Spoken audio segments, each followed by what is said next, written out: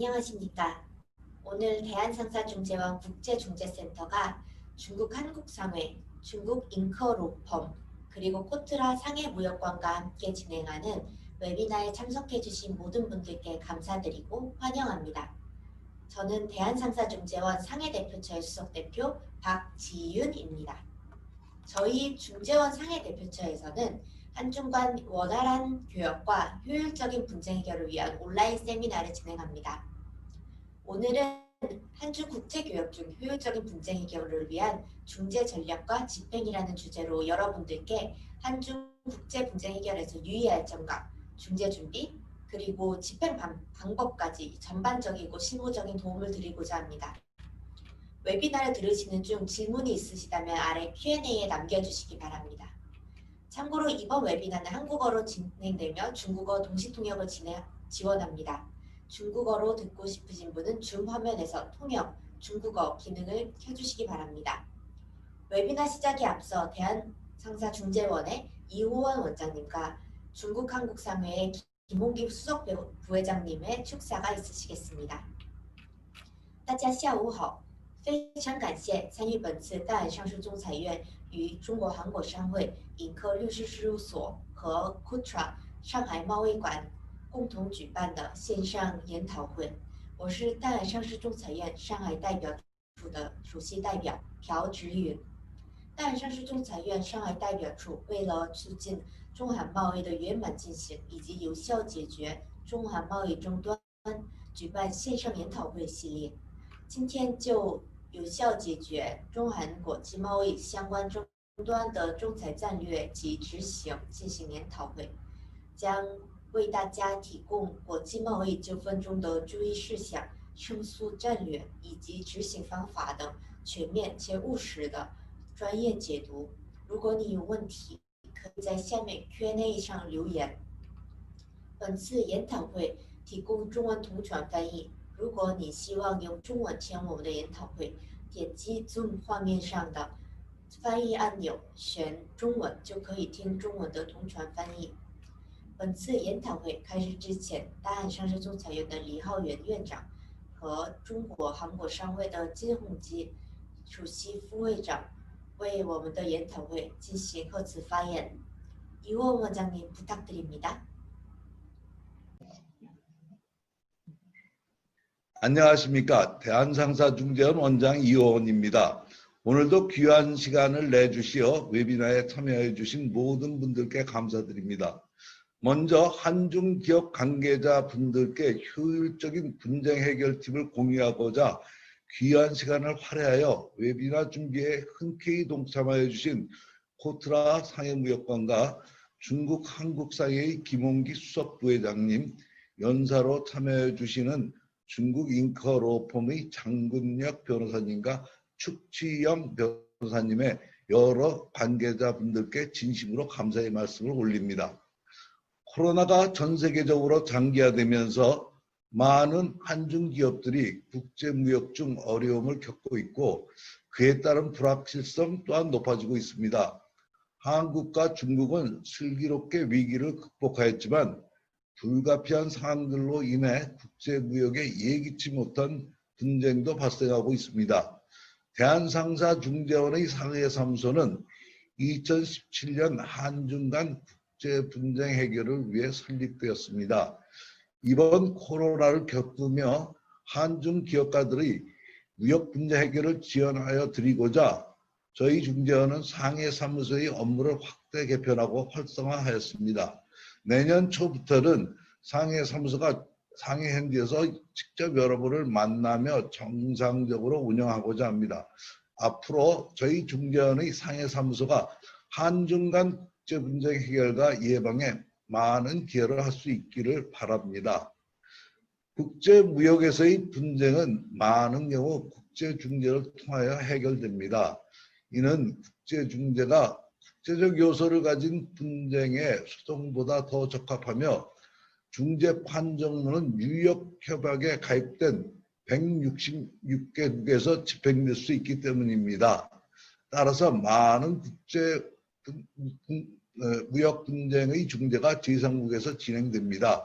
하지만 한중 양국은 같은 대륙 법계로 유사한 사법 체제를 가지고 있고 비슷한 문화를 지녀 소통의 오해를 줄일 수 있으며 지리적으로도 가까워 제3국에서 중재를 진행하지 않고 영내 중재기관을 이용하여 분쟁을 해결하는 것이 당사자들에게 더 유익하고 바람직합니다. 대한상사중재원에서 다루는 사건 중 중국 관련 당사자들이 분쟁 수나 규모 면에서 일리를 다투는 만큼 대한상사중재원은 한중 간 무역 분쟁 해결에 많은 경험이 있습니다. 저희 국제중재센터에는 500여 명의 다양한 국적의 전문 중재인이 있으며 그 안에는 20여 명의 중국 중재인 또한 포함하고 있습니다. 이렇게 다양한 중재인 패널은 대한상사중재원의 중립성을 보장합니다. 국제중재센터는 한중 간 교역에 장애 내지 저해 요소인 분쟁의 예방 및 효율적 해결에 대하여 항상 관심이 있으며 앞으로도 효율적인 분쟁 해결을 위하여 다방면의 세미나를 개최할 예정입니다. 오늘의 웨비나는 한중 국제중재에서의 사전 준비와 사후 집행까지 모든 방면을 아우를 예정입니다. 중재 신청 전에 중재를 제대로 이해하고 중재를 위한 사전 증거 준비 끝으로 중재 판정의 집행까지 여러분의 분쟁 해결에 필요한 효율적 해결 수단과 전략을 나눌 수 있는 좋은 기회가 되기를 바랍니다. 우리 모두가 코로나로 어려움을 겪고 있는 가운데 보다 더 빠르고 현명한 분쟁 해결 방법을 알려드리기 위한 고민에서 시작한 대한상사중재원 상해사무소 웨비나는 앞으로도 다양한 주제로 여러분을 찾아뵙겠습니다. 여러분들의 많은 관심과 성원을 부탁드립니다. 여러분들의 가정에 평화, 안녕을 기원하면서 축사를 마치겠습니다. 감사합니다. 이호원 원장님 좋은 말씀 감사합니다. 다음으로 김홍기 수석부회장님 부탁드립니다. 感谢李院长。下面请金鸿基中国韩国商会首席副会长给我们致辞。 안녕하십니까. 중국 한국상회 수석부회장 김홍기입니다. 먼저 오늘 웨비나 개최에 노고를 아끼지 않으신 대한상사중재원 이호원 원장님께 감사의 말씀을 드립니다. 그리고 오늘 이렇게 한중 국제교육 중 효율적인 분쟁 해결을 위한 중재 전략과 집행 웨비나에 참석하신 여러분들 모두 반갑습니다. 1992년 한국과 중국이 수교한 이래 초기 10년간 양국 간의 무역 거래는 연평균 30% 이상의 가파른 속도로 발전한 바 있습니다. 한국의 대중국 수출과 수입 비중은 각각 25%와 21%로 교육국 중 1위를 차지하고 있을 정도로 명실상부 중국은 한국의 최대 교육 파트너임을 재확인하였습니다. 중국의 경우에도 크게 다르지 않아 지난해 한국은 중국의 상위 수출국 중 4위를 차지했지만 미국, 홍콩, 일본 등 국가의 수출 비중이 줄어든 것에 반해 한국으로의 수출 비중은 오히려 증가하였고 국가별 수입 비중에서는 한국이 7년 연속 중국의 1위 수입국 위치를 차지하고 있습니다. 이처럼 양국은 지정학적으로 가장 가까운 사이에서 각국의 방식으로 발전을 이루며 공존해 왔습니다. 그러나 안타깝게도 양국의 기업이 합작과 합자 등 다양한 형식의 투자와 무역 거래를 통해 협력하면서 상대적으로 분쟁과 갈등의 규모도 커진 것이 사실입니다. 오늘 행사를 주관하는 대한상사중재원의 통계에 따르면 지난해 국제중재 사건에서 중국과의 사건이 차지하는 비중이 연 7건으로 3위를 차지한 바 있습니다. 주로 무역 분야에서 계약상 위반으로 접수된 건이 많았습니다. 아마 오늘 웨비나를 통해서 중재를 통한 효율적인 분쟁 해결에 대한 유익한 설명을 들으실 수 있을 것으로 믿습니다. 끝으로 중국 한국상회에 대해 잠시 소개 말씀드리겠습니다. 중국 한국상회는 1993년 중국 민정부의 허가를 받아 설립된 중국 내 유일한 한국계 법정단체입니다.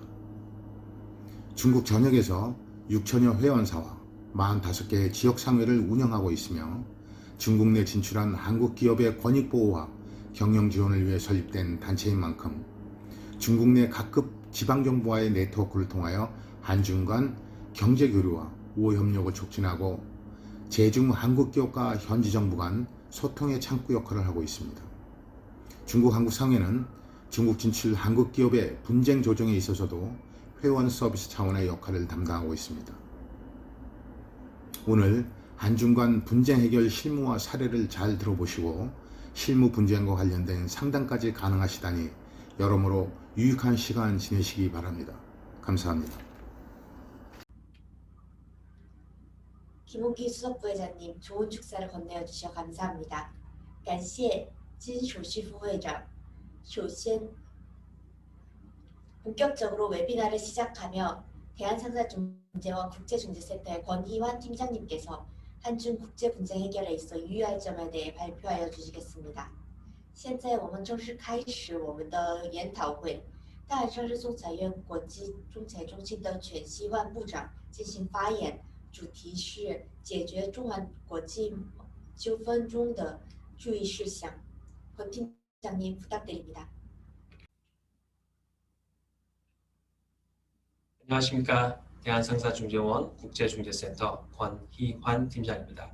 저희 대한상사중재원 상사무소가 주최하는 오늘 웨비나에 참여해주신 모든 분들께 다시금 감사의 말씀을 드립니다. 오늘 주제는 주재하시는 것처럼 한중 국제교역 중 효율적인 분쟁 해결을 위한 중재 전략과 집행이 되겠습니다. 저는 그 중에서도 한중 국제 분쟁 해결에서 유의할 점이라는 소제목을 가지고 여러분과 같이 15분 정도 시간을 함께 할까 합니다. 저는 지난 2002년, 벌써 한 20년 가까이 됐죠? 2002년 대한상사중재원에 입사한 이래 수백 건의 국제중재 사건을 처리한 경험을 가지고 있습니다. 이 중에서도 제일 많은 비중을 차지하는 것은 한국 기업과 중국 기업, 중국 기업과 한국 기업 간 분쟁 해결에 대한 것이었습니다. 따라서 오늘 진행하는 웨비나가 저 개인적으로도 매우 뜻깊게 생각하고 있습니다. 일반적으로 오늘의 그 제목에서 아시는 것처럼 효율적인 분쟁 해결이라고 하면 어떤 것들을 떠올릴 수 있을까요? 아마 양쪽 모두에게 효율적인 분쟁 해결 절차가 과연 있을까라는 생각을 하실 수 있을 겁니다. 따라서 통상적으로 생각했을 경우에는 나에게 유리한 전략이 있을까? 예를 들어서 한국과 중국 업체 간 국제거래에서 안타깝게도 분쟁이 생겼다고 하면 한국 기업 입장에서는 중국 기업을 상대로 승소할 수 있는지, 승소를 한다고 하더라도 적은 비용으로 짧은 시간 안에 진행할 수 있는지, 그리고 승소한 판정문 또는 판결문을 받는다고 하더라도 이를 효율적으로 집행해서 종국적으로 채권을 회수할 수 있는지에 대한 것이 주된 관심사일 것입니다. 중국 기업 입장에서는 정확히 반대가 되겠죠. 그러나 잘 아시는 것처럼 오늘 웨비나는 한국어와 중국어 두 가지 언어로 영상이 송출되고 있으며 한국 기업과 중국 기업 분들이 다수 웨비나에 참여하신 걸로 알고 있습니다.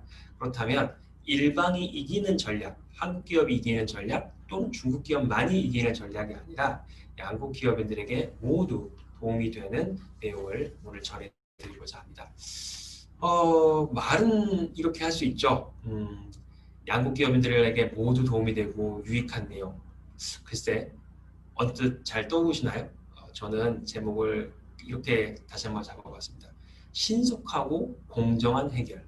즉, 어느 누구에게도 불편, 부당하지 않고 신속하게 분쟁을 해결하는 것. 이를 통해서 비록 아쉬운 판정을 받은 당사자라고 할지라도 관련 절차에서 본인이 충분히 진술을 할 수 있고 중재판정부 또는 법원재판부가 이에 대한 내용을 충분히 숙지하고 판단했다는 것을 알게 된다면 설사 아쉬운 판정 결과를 받는다고 하더라도 가슴과 머리 모두가 이해하는 공정한 절차가 되어서 후회 없는 결과를 받아들이지 않을까 싶습니다. 자, 그러면 분쟁 해결 절차에서 이와 같이 신속과 공정, 양립하기 어려울 것 같고 일견 모순될 것 같은 이러한 절차는 어떻게 이루어질까요? 다음 페이지 보시겠습니다. 한국과 중국 간의 국제상사 분쟁 해결을 하는 경우 우선 고민해 볼 수 있는 것은 한국, 또는 중국에서의 소송 절차일 것입니다. 한국 법원에서 소송을 만약에 한국 기업이 제기한다고 하는 경우 한국어로 소송 절차를 진행할 수 있고 편안하게 느낄 수 있는 한국법이 적용될 가능성이 많겠지요. 그러다 보면 소송 절차를 시작함과 동시에 또는 시작하기에 앞서 매우 유리한 위치를 선점했다고 느끼실 수 있을 것입니다. 반면 중국 기업 입장에서 보면 사실 이것처럼 불안한 게 없겠죠. 그 반대 경우도 마찬가지겠죠. 모든 소송 절차가 중국 법원에서 중국어로 진행된다고 하면 한국 기업 입장에서는 상당히 불안할 것이고 반대로 중국 기업 입장에서는 조금 안도의 한숨을 쉴 수 있을 것입니다. 하지만 이렇게 양립되는 모순적인 관계에서 어떻게 공정이라는 두 가지 목표를 달성할 수 있을까요? 그것은 바로 중재를 통한 분쟁 해결입니다. 중재는 당사자 간의 중재 합의로서 분쟁 해결 절차의 거의 모든 것을 정하고 합의할 수 있다는 것이 특징입니다. 즉, 특정 거래에 있어서 제일 적합한 분쟁 해결 절차를 고안하고 마련할 수 있는 거죠. 우선 분쟁 해결 절차에 적용될 언어부터 살펴보면 당사자 간의 합의로 한국어 또는 중국어를 선택할 수 있습니다.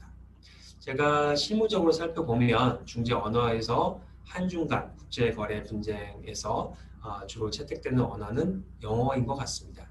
한국어와 중국어 모두가 아니라 영어라는 점에서 실망하실 분들이 계실지 모르겠는데요.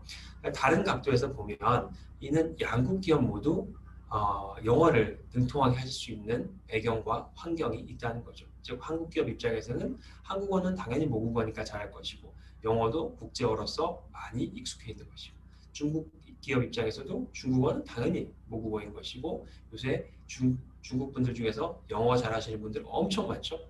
그러다 보니 영어는 나름 공평하고 공정한 언어라고 이해들을 하고 계시는 것 같습니다. 그리고 분쟁의 주요한 내용을 판단해 주실 중재인 또한 당사자 간의 합의로 정할 수 있습니다. 분쟁의 성격이나 규모에 따라서 3인으로 구성된 중재판정부가 합리적이라고 생각을 하면 한국 기업에서 한 분, 중국 기업에서 한 분 이렇게 선정된 두 분의 중재인이 의장 중재인으로 수고하실 한 분의 제3중재인을 선정할 수 있습니다. 다만 보다 신속하고 경제적인 분쟁 해결 절차가 필요하다, 중재 비용을 좀 아끼고 싶다 하는 경우에는 당사자들에게 합의해서 한 명으로 진행할 수도 있습니다. 이때 한국 국적자도 아니고 중국 국적자도 아닌 제3 국적자를 선정할 수도 있고 이러한 내용을 중재기관의 사무국에 요청함으로써 진행시킬 수 있습니다. 아무래도 캐스팅 보트 역할을 하고 할 수밖에 없는 단독 중재인 또는 3인 판정부 중에서 의장 중재인은 외견적으로 봤을 때 중립적인 외견을 갖추는 것이 사실 상당히 중요하겠고 이러한 것들로부터 공정성이 시작된다고 할 수 있습니다. 대한상사중재원의 경우 이와 같은 내용을 규칙에 명문화하고 있고요.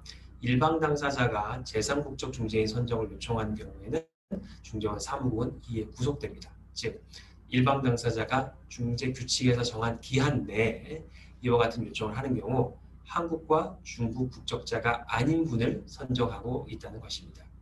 과거 사례를 보면 조금 더 분명해질 수 있겠는데요. 예전에 그 중국과 한국 기업 간 프랜차이즈 분쟁이 있었고요.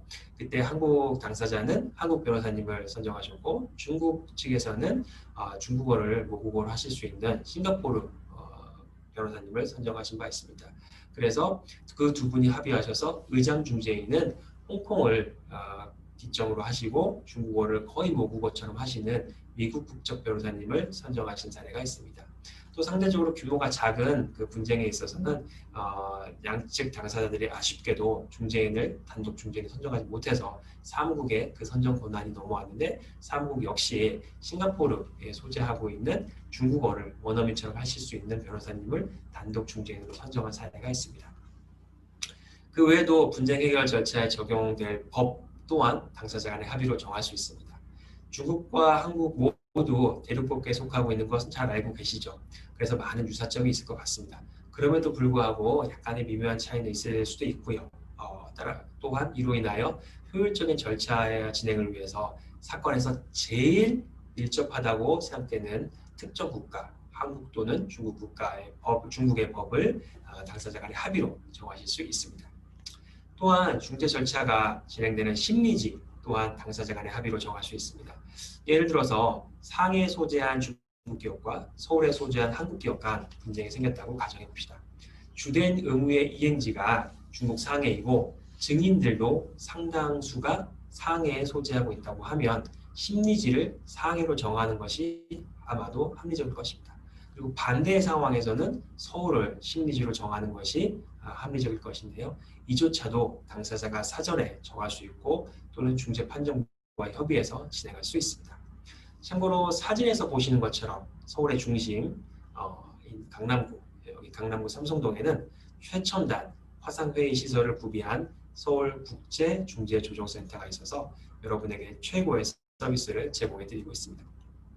서울국제조정센터는 여기 보신 것처럼 중형, 대형, 소형 심리실과 준비실을 갖춘 전문 심리시설로서 이곳에서 연간 1000건 이상의 중재 심리가 진행되고 있습니다. 최근에 코로나로 인해서 많은 어려움들을 양국 기업인들이 겪고 계실 텐데요. 그럼에도 불구하고 한국과 중국은 이 코로나에 아주 잘 대응하고 있다는 것으로 널리 알려져 있습니다. 서울국제중재조정센터 역시 대한민국 정부가 정한 방역지침, 가이드라인을 잘 준수하면서 올 한 해 개최된 수백 건의 국제, 국내 중재 심리를 무난하게, 안전하게 진행한 바 있습니다. 또한 요새처럼 양국 간 이동이 상당히 어려운 상황에서는 온라인 또는 화상회의 심리 제도를 보다 적극적으로 이용할 수 있습니다. 서울국제중재조정센터의 경우 많은 분들이 이용하시는 줌뿐만 아니라 좀 더 보안성에 방점을 둔 또 다른 플랫폼을 추가로 유지하고 있습니다. 이를 통하여 중재 절차의 기밀성을 잘 유지하도록 설계되어 있습니다. 코로나가 종식되어 국경 간 이동이 보다 자유로워지는 때에도 중재 절차의 비용 절감 또는 보다 신속한 절차 진행을 위하여 화상회의 심리를 이용해 보시는 것도 좋은 방법일 것 같습니다. 다음으로 신속성에 대한 부분을 살펴보겠습니다. 이제 공정과 신속에서 신속으로 넘어왔는데요. 한국과 중국 기업 간 계약을 체결하고 분쟁 조항을 협의할 때 중국 기업 입장에서는 저희 대한상사중재원에서 즉 한국에 소재한 대한상사중재원에서 분쟁을 해결하도록 약정을 하는 것이 조금 꺼려질 수 있습니다. 저희 대한상사중재원은 지난 1966년도에 설립된 이래 수천 건의 국내외 중재 사건을 처리한 경험이 있고 특히 국제중재 사건의 경우 중국 관련 사건이 누적 통계를 기준으로 보면 제일 많습니다. 이 표에서는 미국 관련 사건이 조금 더 많은데 이것은 최근 5년간 통계 자료이고 그 오랜 기간 동안 누적 통계를 보면 중국 통계가 조금 많고 중국과 미국 관련 통계는 1, 2위를 왔다 갔다 엎치락뒤치락 하고 있습니다. 이렇듯 한중 간 국제분쟁 해결의 강점을 지님에도 불구하고 한국에 소재한 중재기관이라는 이유로 중국 기업에게 편향된 판정을 하지 않을까 하는 걱정이 중국 분들에게 있을 수도 있습니다. 또한 한국 기업 입장에서는 반대로 중재 제도는 참 좋은 것인데 이 중국에서 중국 중재기관의 서비스를 받는 게 맞는 것인가 하는 부분도 있을 것입니다. 그러면 대안으로 우리가 고민해 볼 수 있는 게 자, 중국도 아니고 한국도 아닌 제3국에 있는 중재기관의 서비스를 받아볼까? 라고 고민도 하실 것 같습니다. 네, 저 같아도 한 번쯤은 고민해 보겠죠. 그런데 한국과 중국이 아닌 제3국가에 소재한 중재기관의 서비스를 받는 게 과연 한국과 중국 기업 모두에게 득이 되는 걸까요? 예를 들어서 그 제3국가를 싱가포르라고 한번 가정해 보시죠. 중국 기업도 싱가포르에 가야 되고 한국 기업도 싱가포르에 가야 합니다.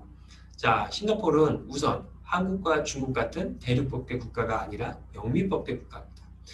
이에 법률상 개념인 중재지가 싱가포르에 있는 경우 싱가포르 현지 변호사를 추가로 고용해야 되는 점이 있습니다.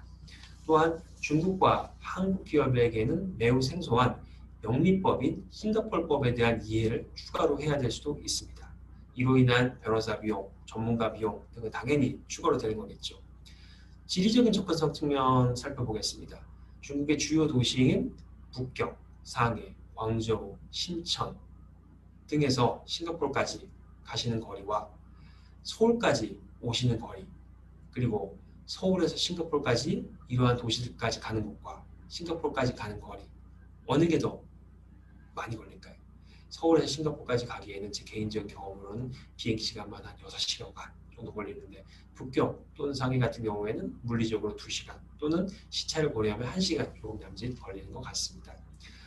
그리고 최근에 싱가포르 물가 많이 올랐는데요. 싱가포르 물가를 고려하게 되면 짧게는 며칠, 길게는 몇 주간 심리에 참석해야 되는 것도 상당한 추가적인 부담이 될 수 있습니다. 이런 것들을 종합적으로 살펴보면 이건 중립적으로도 보여질 수 있는 제3국 중재가 결코 한국과 중국 기업인들에게는 좋은 옵션, 선택지가 아니라는 것을 알게 될 것입니다. 그렇다면 어떻게 하면 절차의 신속성 또한 달성할 수 있을까요? 그것은 가급적 영내 분쟁 해결 기관을 통하여 분쟁을 해결하는 것입니다. 위에서 말씀드린 것처럼 국제중재에서 주요한 요소는 중재판정부, 중거법, 중재언어, 중재기관, 중재지 등이 있을 수 있는데요. 어떤 당사자에게는 그 무엇은 다 양보해도 중재기관만큼은 우리나라에 있는 중재기관을 이용해야 된다라고 주장하시는 분이 있을 수 있고, 다른 쪽에서는 중재기관은 양보해도 좋다. 그런데 중재언어는 내가 편한 언어로 해야만 한다라는 걸 강력히 주장하실 수 있습니다. 그렇다고 하면 예를 들어 중재기관은 대한상사중재원에서 진행하되 실제 심리를 진행하는 것은 중국의 주요 대도시, 말씀드린 것처럼 북경, 상해, 신천 등에서 하실 수 있고, 중재 언어는 영어로 하되 중거법은 중국법 또는 한국법으로 하는 일종의 커스터마이즈된 모델을 만드실 수 있는 겁니다. 대한상사중재원의 경우 당사자들이 이렇게 합의를 하게 되면 신속 절차라는 걸 진행할 수 있는데요. 신속 절차는 중재판정부가 구성된 날로부터 6개월 이내에 중재 판정을 받아보실 수 있습니다. 그리고 분쟁 금액이 2억 원 이하인 경우에는 저희는 중소기업과 소상공인 보호를 위해서 중재 비용을 매우 저렴하게 유지하고 있습니다. 또한 이 중재 절차를 관장하시고 판단하실 중재인 같은 경우에 총 517명의 국제중재인을 별도로 운영하고 있는데요. 다수의 한국 국적, 중국 국적 중재인들을 보유하고 있고, 말씀드린 것처럼 제3국적 중재인 또한 상당히 많이 저희가 모셔오고 있습니다. 특히나 이러한 제3국적 중재인들의 특장점은 아시아의 업체계와 문화에 능통하신 분들로서 한국과 중국 기업에서 발생할 수 있는 여러 가지 계약서 또는 그 이면의 것들을 잘 이해하고 파악하실 수 있다는 것입니다. 이처럼 중재 역시 소송과 마찬가지로 특정 국가에서 그 국가의 언어로 해결해야 된다는 고정관념을 버리고 최선의 조합을 만들어내면 신속과 공정이라는 두 가지 효과를 모두 거두실 수 있을 것입니다. 다만 여기서 몇 가지 유의할 점을 짚고 넘어가고자 합니다. 우선 제일 중요한 것은 중재 합의의 중요성입니다. 중재 합의라고 하는 것은 당사자들이 중재를 진행하기 위해 특정 계약 또는 특정 거래와 관련된 분쟁을 중재로서 해결하겠다고 하는 일종의 서면 합의로 볼 수 있습니다. 이를 중재 합의 또는 중재 약정이라고 하는데요. 중재 합의는 중재 제도에서 기본 이름과 동시에 가장 중요한 시작점이라고 할 수 있습니다. 그런데 과거 경험을 통해 살펴보면 이와 같은 중재 합의에 문제가 있어서 중재 절차를 개시하지 못하거나 시작도 못하거나 중재 절차가 아주 지연되고 결국 끝에 가서는 아주 안타까운 결과를 빚게 되는 경우가 왕왕 있습니다. 자, 실제 사례를 보죠. 어떤 경우에 문제가 있었냐. 당사자들의 선택권을 보다 많이 부여한다고 해서 2개 이상의 중재 기구를 나열하는 경우가 있는 겁니다. 여기 화면에도 보시는 것처럼 대한상사중재원 또는 중국국제경제무역중재위원회, 줄임말로 시택이라고 하죠. 시택에서 분쟁을 해결한다라고 하는 경우입니다. 한국 기업 입장에서는 상대적으로 편안하게 느끼실 수 있는 대한상사중재원에 먼저 중재를 신청하실 수 있고, 반대로 중국 기업 입장에서는 중국 시택에 중재를 신청하실 수 있습니다. 그러면 이 둘 간의 중재기관이 양립할 때 누가 우선권을 가지는지에 대해서 어느 단계에서 누가 판단을 하고 그 판단 결과를 양쪽이 잘 승복할 수 있을까요?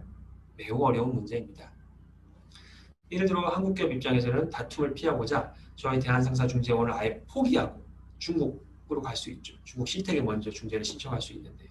그러면 중국 기업 입장에서는 잘 됐다, 중국에서 하자라고도 할 수 있지만, 반대로 오히려 절차를 지연시키고 절차를 더 어렵게 하기 위해서 중국에서가 아니라 한국이 중재 관할권을 가지고 있다고 주장할 수도 있습니다.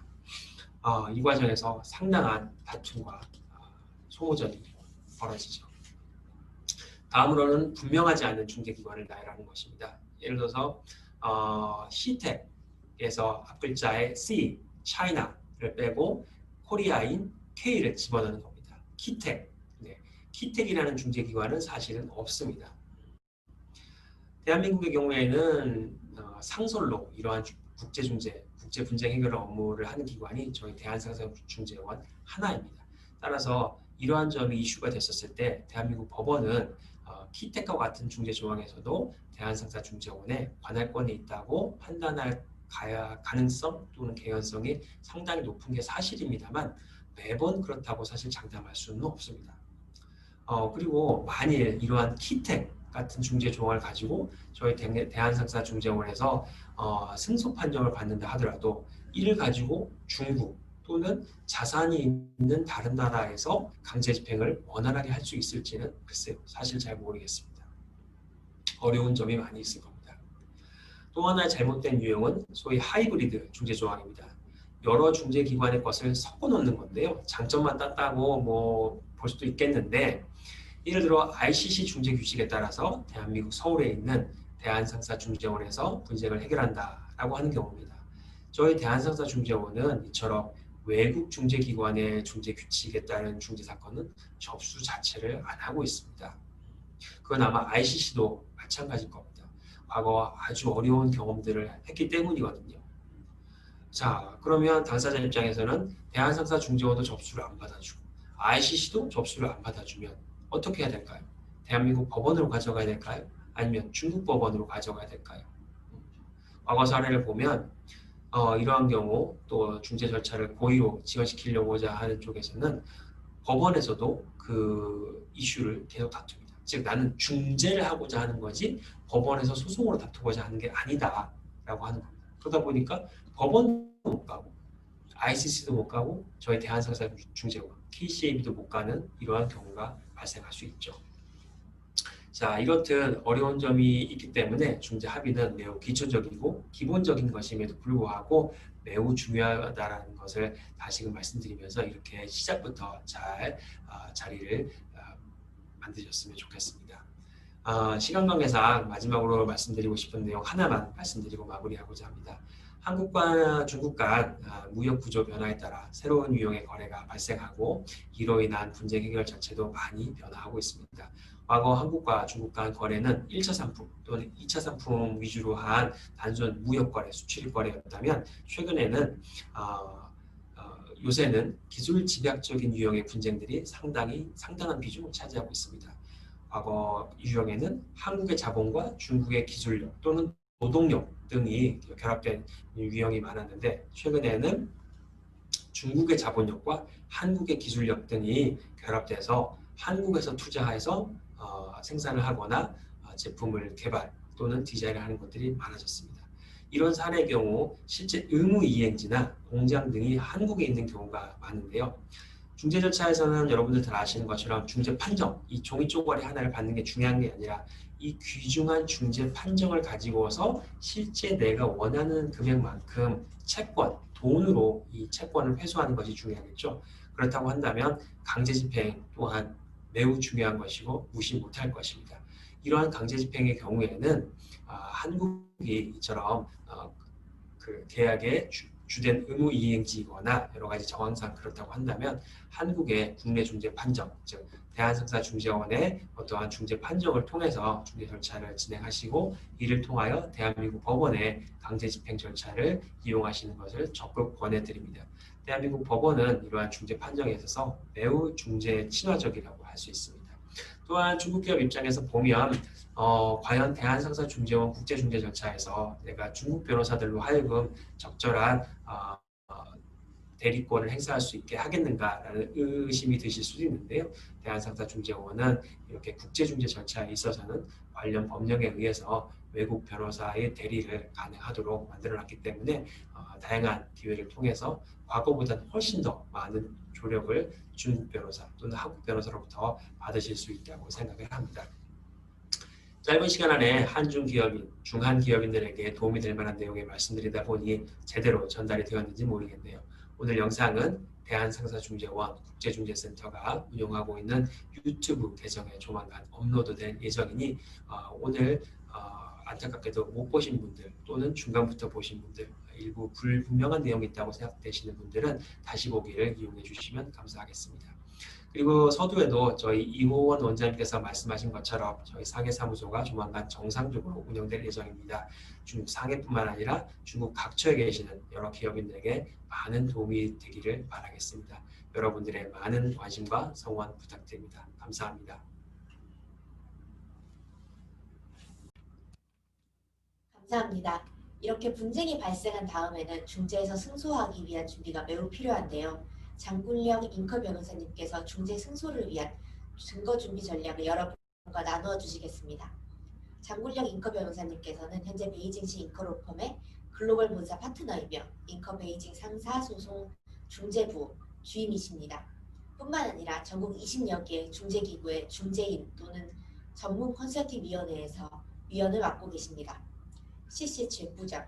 一旦发生了纠纷之后，仲裁胜诉的准备是非常必要的。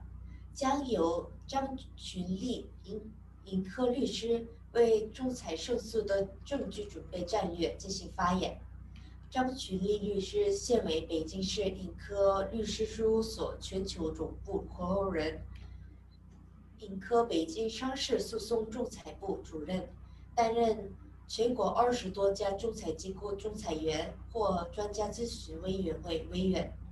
张老师，请讲。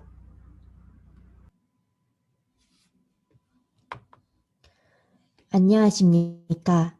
한국 기업가, 중국 기업가, 법률가 여러분. 오늘 만나게 되어서 그리고 교류하게 되어 반갑습니다. 저는 베이징시 잉커로펌의 장군력 변호사입니다. 저는 잉커에서 소송과 중재 법률 서비스를 제공하고 있습니다. 저는 중국 내 여러 중재기관의 중재인이며 여러 중재자문위원회의 위원입니다. 오늘 여러분과 나누고 싶은 이야기는 중재의 증거 준비입니다. 중국 변호사의 입장에서 한국 기업가들과 이렇게 교류하게 되면서 한국 기업이 중국에서 중재를 진행하게 되면 그 증거를 어떻게 준비해야 하는지 알려드리고자 합니다. 증거는 중재 중 아주 중요한 부분입니다. 중국에는 이러한 말이 있습니다. 소송을 하는 것은 증거를 다투는 것이다. 따라서 중국 국내에서 중재 또는 증거에 대한 준비는 아주 중요하게 생각됩니다.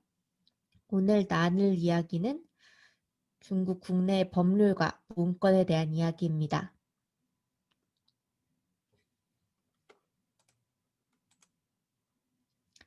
첫 번째는 중국 대륙의 2012년 민사소송법에 대한 이야기입니다. 두 번째는 2015년 최고인민법원 민사소송법 적용 해석. 세 번째는 2019년 작년에 최고인민법원의 민사소송 증거에 관한 약간의 규정. 자, 법률적인 문건은 이렇게 세 가지입니다. 그리고 문건 방향으로 본다면은 2015년에 중국 국제경제무역중재위원회의 증거지침이 있습니다. 약칭으로는 시택 증거지침이라고 합니다. 우선 중재 중 입증의 기본 원칙은 세 가지가 있습니다. 즉, 이 세 가지 원칙에서 출발하여 증거를 준비하는 것이 바람직합니다.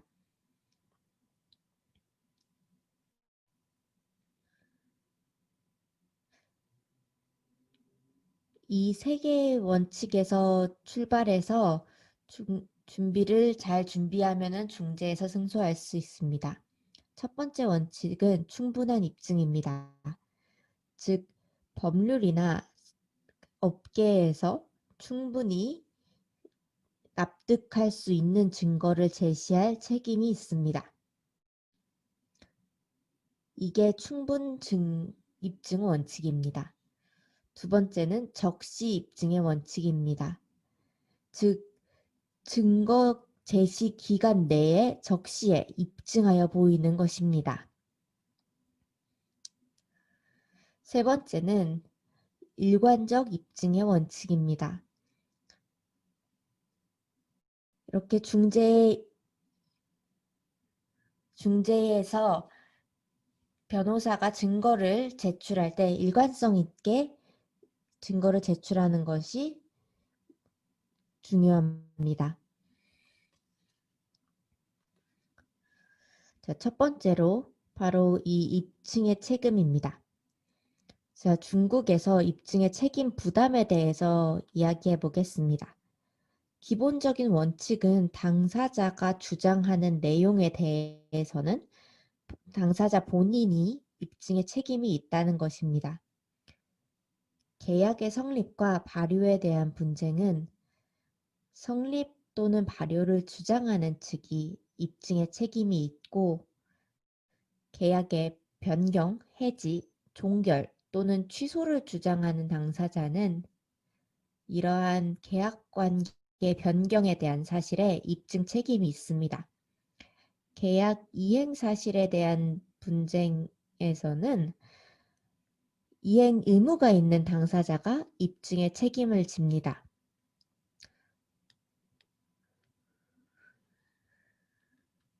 그리고 하나 더는 중재 중 상대방에게 손해배상을 구할 때는 직접 그 사실을 인정해야 합니다. 그 금액도 포함이고요. 즉, 기본적으로 무언가를 주장하는 당사자가 직접 입증을 해야 하는 것입니다. 그렇다면 이러한 입증이 어느 정도의 기준에 맞추어져야 할까요? 중국의 국내 법원이 요구하는 증거의 기준은 꽤나 높습니다. 하지만 상사중재에서의 증명의 기준은 조금 더 낮습니다. 그래서 우세적인 증거 정도의 수준으로도 충분합니다. 하지만 그래도 사기에 대한 입증은 꽤나 높은 편입니다. 이것에 대해서는 저희가 이제 CCPIT의 증거 지침을 참조하고자 합니다. 여기에 24조에는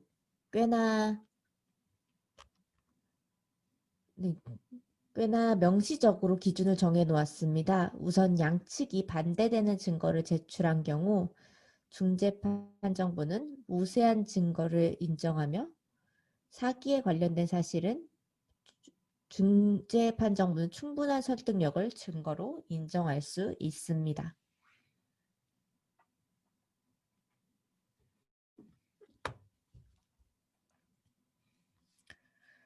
자,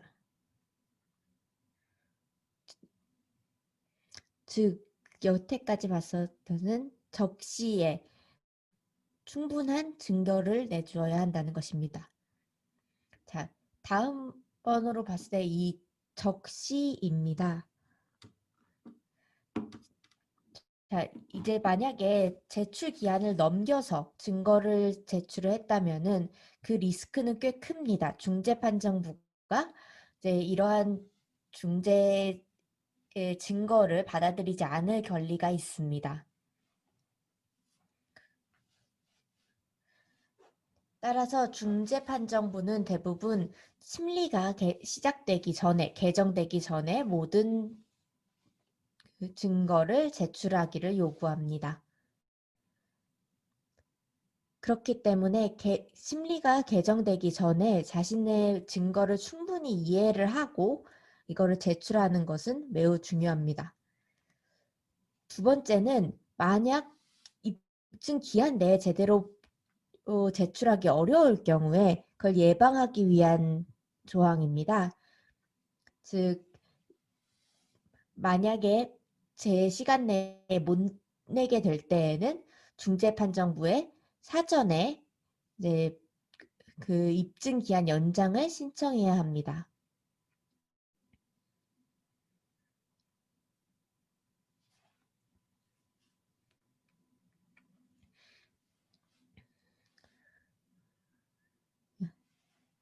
대부분 이제 증거를 제시할 때는 변호사를 통하게 되는데요. 그 변호사가 최대한 일관적인 주장을 할 수 있도록 정리해서 제출을 하는 것이 좋습니다.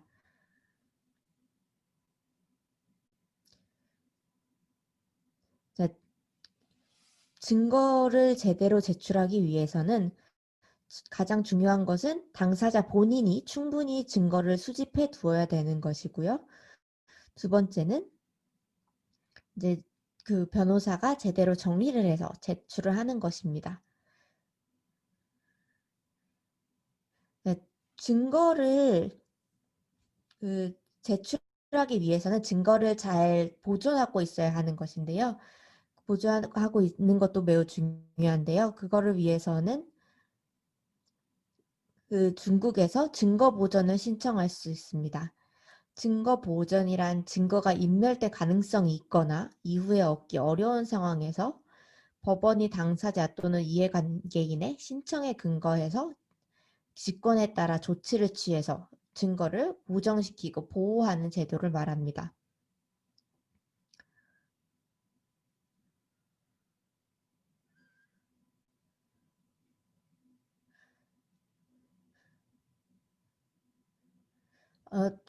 중재위원회를 통해서 전달되는 이런 증거 보전 신청은 법원에서 좀 더 쉽게 받아들여질 수 있습니다.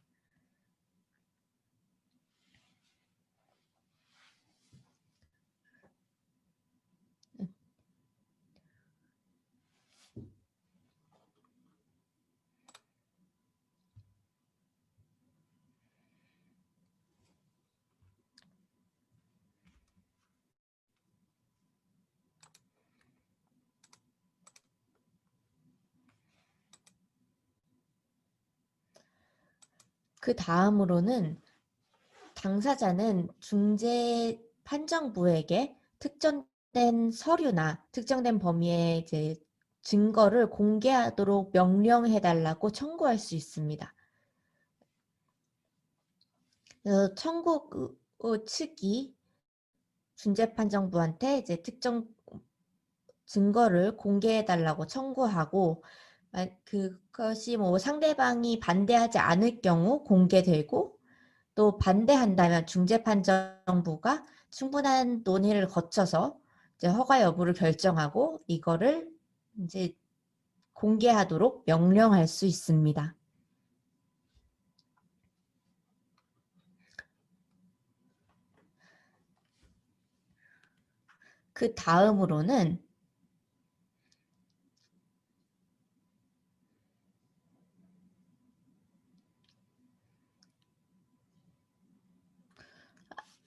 그 다음으로는 중재판정부에게 직접 감정을 요구하는 겁니다. 중재판정부가 감정 업체를 직접 선정하고 감정을 위탁해서 그렇게 나온 그 전문가나 감정서가 증거로 인정될 수 있습니다.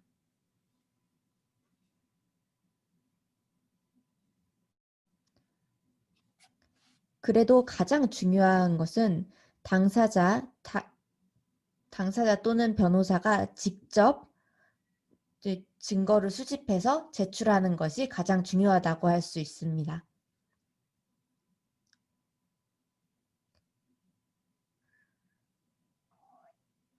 중국에서 이런 이제 증거를 제출할 때 증거가 무슨 종류가 있는지도 매우 중요합니다. 중국은 전형적인 대륙법계 사법 체계를 가진 국가입니다.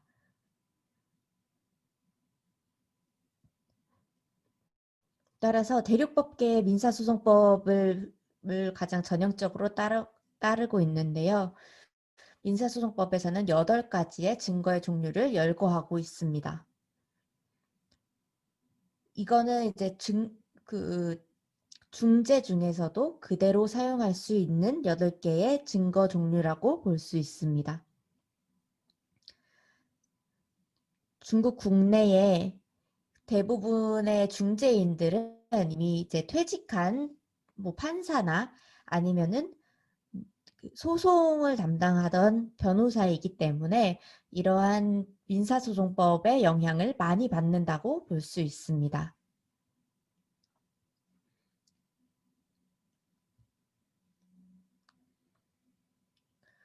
그리고 이런 민사소송법뿐만 아니라 이제 인민법원의 심리 규정이나 그런 이제 방향성을 많이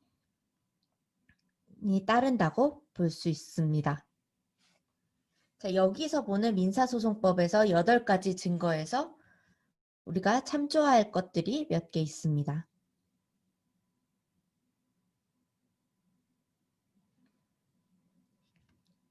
첫 번째는 당사자의 진술입니다. 이거는 매우 중요한 증거 중에 하나입니다. 우리가 진술을 준비할 때는 우리의 주장을 완벽하게 이해하고 그리고 그 사건의 사실을 완전하게 파악한 후에 당사자 진술을 준비해야 합니다. 잘못해서 이제 자신에게 불리한 진술을 하게 되면은 자승자박이 될 수 있기 때문에 진술은 매우 조심스럽게 준비하는 것이 좋습니다. 두 번째는 또 다른 가장 주요한 그리고 중요한 증거 중 하나인 서면 증거입니다.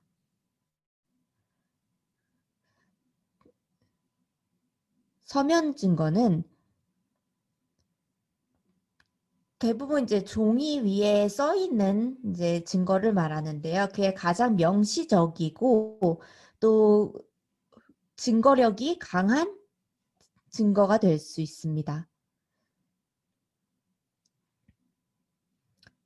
현재는 중국에서도 전자서면도 많이 받아들이고 있는데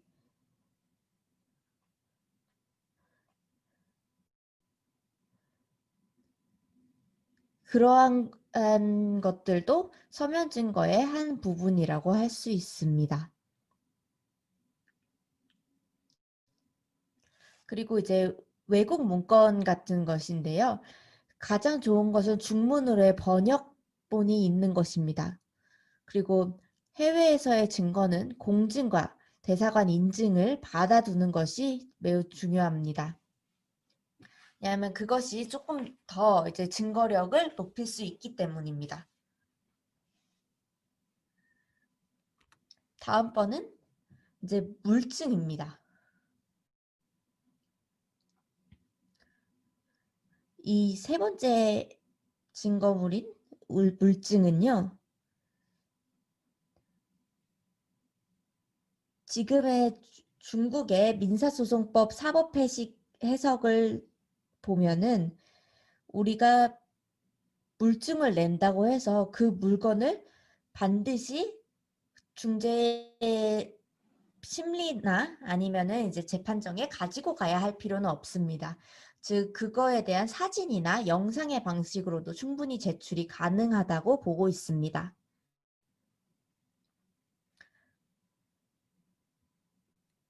자, 다음은 이제 오디오 자료나 비디오 자료도 증거가 될 수도 있고요. 그 다음은 최근에 가장 중요하게 받아들여지는 이제 전자 데이터입니다. 최근에 가장 이제 재판정을 변화시키는 증거 중 하나가 이 전자 데이터인데요. 지금 국제중재를 보더라도 이제 이 전자적 데이터를 활용하는 빈도가 높아지고 있습니다. 그전과 다르게 이미 상업을 통해 통신을 하는 방법이 많이 바뀌었고, 그전과 다르게 이제 뭐 편지를 보내거나 하는 것이 아니라 이메일을 더 많이 보내기 때문에 더 중요한 증거가 될 수 있습니다. 중국에서 증거를 나열할 때 이 전자데이터는 이제 이 5개로 크게 구분을 합니다. 즉 온라인에 이미 공개된 정보, 두 번째는 이제 통신 정보, 세 번째는 이제 뭐 다른 이제 뭐 중국에서는 뭐 위챗을 포함한 이런 통신 정보, 그 다음은 이제 사용자의 등록 정보, 신분 인증 정보, 전자 거래 기록, 통신 기록, 등록 일지 등이 있습니다. 그 다음은 이제 전자 파일, 모든 전자 파일이 하나의 이제 데이터로서 증거가 될 수 있고요. 마지막으로는 다른 이제 저장 장치 또는 뭐 처리, 전송 등 사건 사실을 증명할 수 있는 모든 기타 정보가 전자데이터로 증거가 될 수 있습니다. 따라서 중국 국내에서 전자데이터의 범위가 매우 광범위하다고 볼 수 있습니다. 따라서 그 다음으로 볼 거는 가장 중요한 이제 4개의 의견을 드리겠습니다. 우선은 이제 전자데이터의 공증을 통한 입증입니다. 이러한 이제 전자데이터들은 또 이제 뭐 조작이나 변경 등이 용이하기 때문에 이제 원본을 공증하고 입증하기 위한 이제 이러한 절차가 중요할 수 있습니다.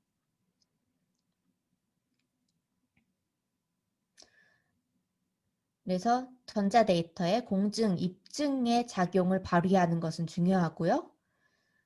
정말로 가장 중요하고 또 강조하고 부분은 이 이메일의 사용입니다.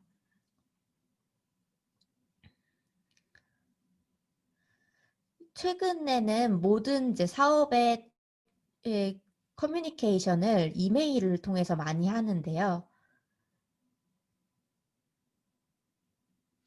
이제 이 이메일은 이제 기록이 쉽게 남고 저희가 그 위조 여부를 잘 찾아볼 수 있기 때문에 이런 이메일 증거를 잘 수집해 두는 것은 매우 중요합니다.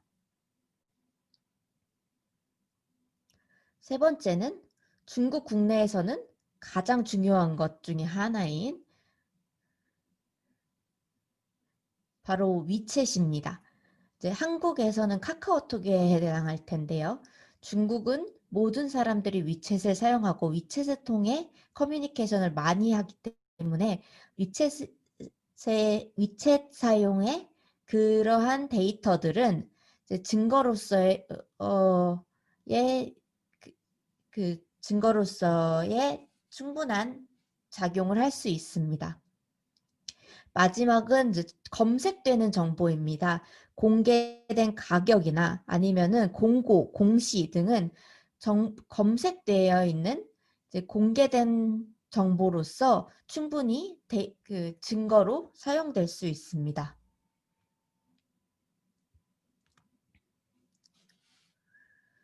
자, 이제 전자데이터 다음으로 가장 중요한 이제 증거 중에 하나는 바로 증인과 증언입니다.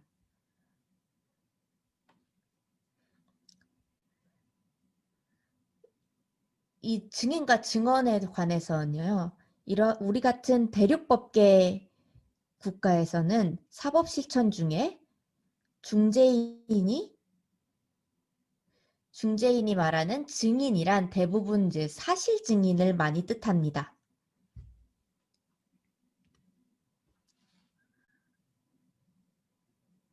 네, 사실 증인은 이제 매우 중요한 역할을 하는데요. 사실 증인은 그래도 이제 충분한 서면 증거와 이제 뒷받침해 줄 수 있는 뭐 데이터 증거 같은 이런 증거들이 이제 같이 있어야지 사실 증인만 있다고 한다면은 아직까지는 증명력이 그렇게 강하다고 하기는 어렵습니다. 하지만 그래도 이제 제3자의 증인, 제3자 증인이나 증언은 이제 충분히 증거로 인정될 수 있습니다. 그 다음은 이제 다음번으로 중요한 거는 감정 의견입니다. 시작할 때 한번 말씀드렸는데요. 우리는 이제 중재판정부에 직접 이제 전문적인 기관에 이제 감정을 위탁해 달라고 청구할 수 있습니다.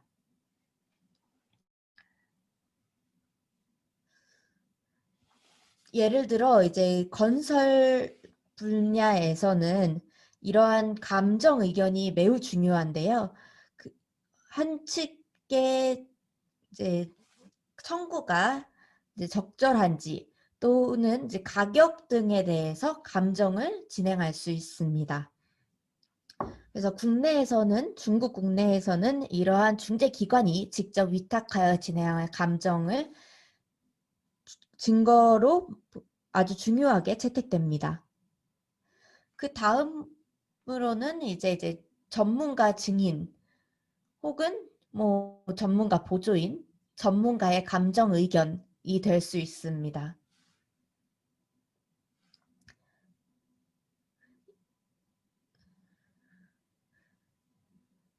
여기서 중요한 거는 이러한 전문가 증인이 한 측 일방 당사자에 의해서 고용되는 것이 아니라 중재기관에 의해서 고용되는 것이 훨씬 더 증거로서의 이제 증명력이 강하다고 할 수 있습니다. 그리고 이제 감정이 아닌 이제 전문가의 의견을 물을 수도 있고 전문가의 의견도 증거가 될 수 있습니다. 자, 이렇게 제가 한번 정리를 해드리겠습니다. 자, 중국에는 8가지 종류의 증거가 있는데요.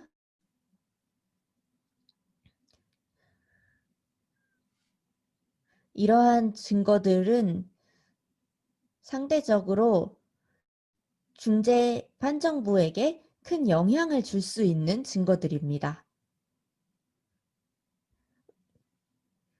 이러한 여러 가지 방면에서 우리가 직접 증거를 제시할 수 있다는 것은 우리가 승소를 할 수 있는 가능성을 높여주는 것입니다. 그렇기 때문에 우리는 좀 더 주동적으로 증거를 수집하고 증거를 제시해야 합니다. 자, 오늘은 여기까지 하겠습니다. 감사합니다.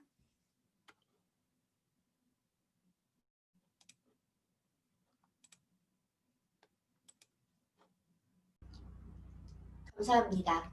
장훈력 변호사님의 말씀대로 증거를 잘 수집하여 승소를 하게 되면 그 다음으로 중요한 것은 판정문의 집행입니다.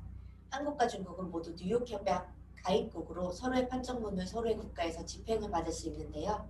대한상사중재원의 판정문을 한국에서 집행받기는 쉽지만 중국에서 집행받기 위해서는 고려해야 할 여러 방면이 있습니다. 이 부분에 대해 축취영 변호사님께서 중국에서의 중재판정 집행에 대해 발표하여 주시겠습니다. 축취영 잉커 한국사무소 대표 변호사님은 중국 변호사이시며 한국의 외국법 자문사로 서울대학교에서 석박사까지 마치신 한중 양국의 법률 전문가이십니다. 谢谢张老师。如张老师所说，搜集好证据胜诉的话，其次重要的是裁决书的执行。韩国和中国都是纽约协议的缔约国，彼此的仲裁裁决书可以在对方国家得到执行。但上市仲裁院的裁决书在韩国很容易得到执行，但是在中国得到执行还有很多方面需要考虑。对于这一部分，请祝翠英律师就中国的裁决执行情况进行发言。祝翠英律师是盈科韩国事务所的代表律师，他既是中国律师，也是韩国外国法律咨询师，是中韩两国法律的专家。축지현 변호사님 부탁드립니다. 여러분 안녕하세요. 잉커러프 한국지사 대표 축추현 변호사입니다. 오늘 여러분들과 함께 중국에서의 중재 판정 집행에 대하여 검토할 기회를 가지게 되어 매우 반갑습니다. 우선 중국에서 한국 중재 판정 성의 및 집행 관련 협약 및 규정에 대해서 보겠습니다. 법적 속성을 갖고 세계 다수 국가들이 인정하는 1958년 외국 중재 판정의 성의 및 집행에 관한 협약 결정 또는 명령이 아닌 판정에 대하여 성의 및 집행이 가능하다고 규정하고 있습니다. 뉴욕 협약에 의하여 뉴욕 협약 가입국에서 서로의 중재 판정을 집행하는 것이 가능합니다. 중국과 한국은 모두 뉴욕 협약의 체약국이고 뉴욕 협약의 관련 규정을 적용할 수 있습니다. 따라서 원칙적으로 중국에서는 한국 중재 판정이 성의 및 집행이 가능합니다. 그러나 뉴욕 협약에서는 성의 및 집행에 대한 예외적인 상황을 다음과 같이 규정하고 있습니다.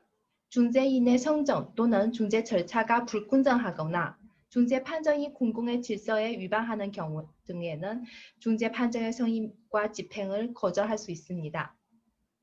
그리고 중재기구의 구성이나 중재 절차가 당사자 간의 합의와 합치하지 아니하거나 또는 이러한 합의가 없는 경우에는 중재를 행하는 국가의 법률에 합치하지 아니하는 경우 중재 판정 성의 및 집행을 거절할 수 있습니다. 중국에서는 외국 중재 판정 집행 및 성인 불허 집행 거절에 대하여 매우 신중하게 진행하고 있습니다. 중국 최고인민법원은 인민법원 외국 관련 중재 및 외국 중재 사항 관련 문제에 대한 통지에서는 다음과 같이 규정하고 있습니다. 당사자 일방이 중국 인민법원의 외국 중재기관의 중재 판정을 신청할 경우에 인민법원이 중재 협의서 무효, 적절한 통보를 보내지 않거나 답변할 기회가 없었습니다. 중재기관 관난 없습니다. 중재인 구성과 중재 절차가 부당합니다. 중재 판정이 구속력을 갖추지 않거나 이미 취소되었거나 집행이 중지되었습니다. 그리고 공공 질서 위반의 상황 중에 하나에 해당한다고 판단하거나 외국 중재 판정이 중국이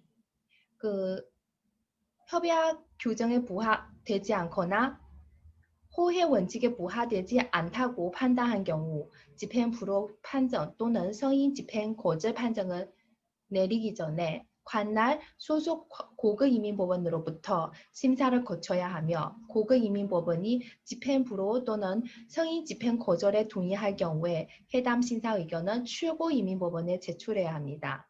최고이민법원의 회신을 받아야 집행 불허 또는 성인과 집행 거절 판정을 내릴 수 있습니다. 즉 중국에서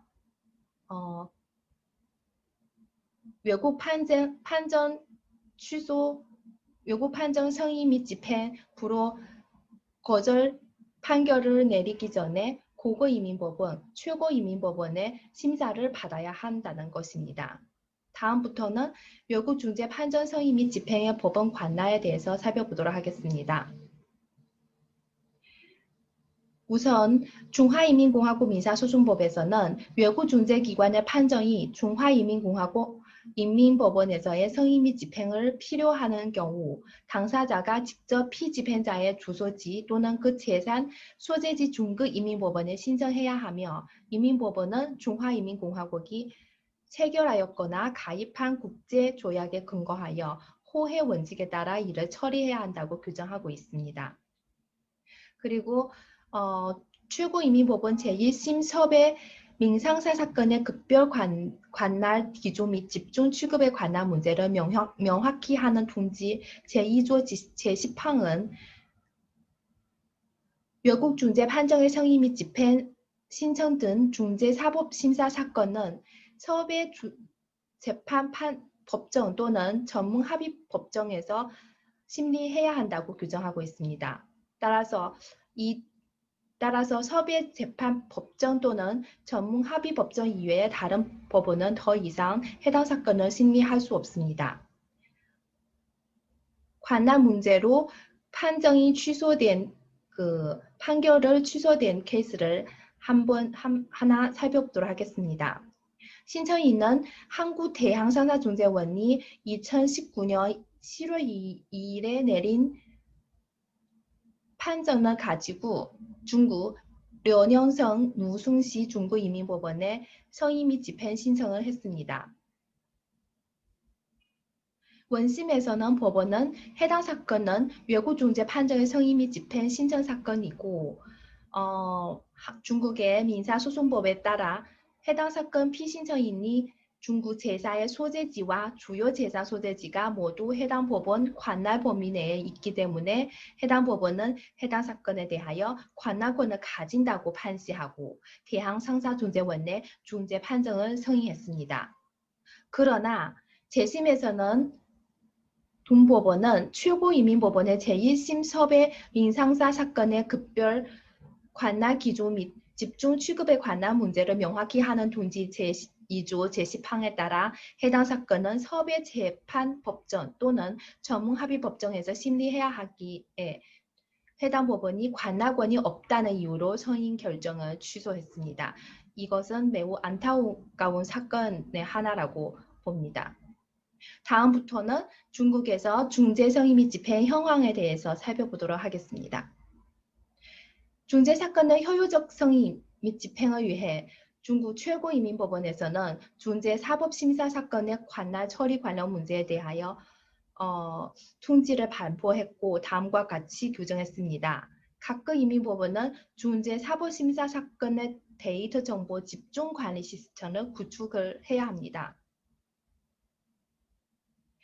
중재 협의서 효력 확인 신청 사건 등 그리고 외국 중재 기관 중 중재 판정 성의 및 집행 신청 사건 등 중재 사법 심사 사건의 정보화 관리와 데이터 분석을 강화하고 법률 적용의 정확성과 재판 기준의 통일성을 효율적으로 확보해야 한다고 규정하고 있습니다.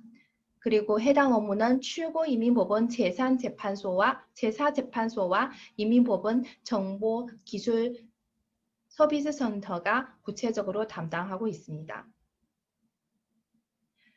최고인민법원은 해당 통지를 반포한 후에 각 지방법원은 중재 사법심사사건 심리규범, 중재 사법심사 및 집행 업무 의견 등을 종종 반포했고요. 그리고 각 지방법원은 적극적으로 단법원이 심리한 중재 사법심사 사건에 대하여 심도 있게 분석해 왔습니다. 다음부터 구체적인 데이터를 좀 살펴보도록 하겠습니다. 웨이커 무송 사례 데이터베이스에서 분석한 결과로 2020년 3월 15일 기준으로 당사자가 취소하거나 관할권 이의 사건 이외에 2019년 심리 중료 및 공개한 외국 중재 판정 사법 심사 사건은 총 18건이 검토되었습니다. 18건 중에 16건은 성인 집행 허가 판결을 받았고 남은 2건 국제상회 중재원의 홍콩 중재 판정은 성인 집행 불허 판결을 받았습니다. 홍콩 중재 판정 성인하지 않은 이유는 양 당사자가 중재기관을 약정하지 않았고 중재에 적용한 법률만 약정했기 때문에 중재법 사법해석 제4조의 규정을 위반한 것이기 때문에 성의 및 집행 불허 판결을 받았습니다. 따라서 중국에서는 중재기관을 약정할 때 특별하게 유의해야 할 것은 특정화를 해야 합니다. 예를 들면 중국 북경은 중재기관은 2개 있는데 그러면 중국 북경에서 중재를 재개해야 한다는 조항은 중국에서는 무효한 중재 조항이고 반드시 그 북경 중재원의 중재를 제기해야 한다. 아니면 중국 국제무역 중재위원회에 중재를 제기해야 한다. 이렇게 구체적으로 규정을 해야 합니다. 마지막으로 중국에서 외국 중재 성의 및 집행 판결문의 집행에 대하여 살펴보도록 하겠습니다. 우선 강제 집행 조치에 대해 보겠습니다.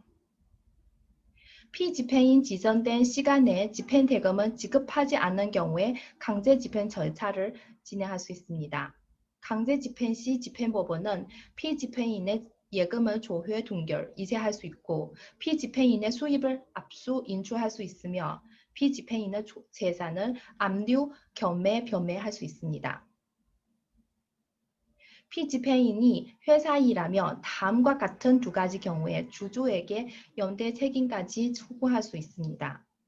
회사 주주가 회사 법인의 독립적인 지위를 남용하여 채무를 도피함으로써 회사 채권자의 이익을 심각하게 훼손했을 경우, 그리고 출자하지 않았거나 자본금은 충분히 납입하지 않은 주주, 출자자 또는 회사법에 따라 당해 출자에 대해 연대 책임을 지는 발기인이 자본금 미납 범위 내에서 채무에 대하여 책임을 지도록 하는 것입니다.